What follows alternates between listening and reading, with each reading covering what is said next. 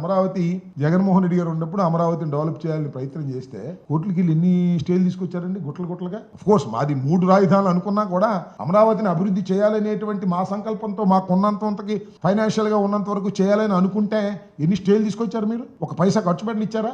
అంటే మీరు చేయాలి లేకపోతే ఎవడు చేయకూడదు అనేటువంటి పద్ధతుల్లో మీరు వ్యవహారం చేశారు. అన్ని తాత్కాలికమే. 5 సంవత్సరాల్లో ఇంకొంది 4 సంవత్సరాలు. ఈ 4 సంవత్సరాల తర్వాత మీరు అధికారంలోకి వస్తారో రారో ఆ భగవంతుడు చేయాలి, ప్రజలకు తెలియాలి. ఈ 4 సంవత్సరాలు 3 సంవత్సరాల్లో పూర్తి చేస్తామంటున్నారు. 3 సంవత్సరాల్లో మీరు పూర్తి చేసేది పునాదుల లెవెల్ నుంచి పైకి కూడా తీసుకొచ్చేటువంటి పరిస్థితి లేదు.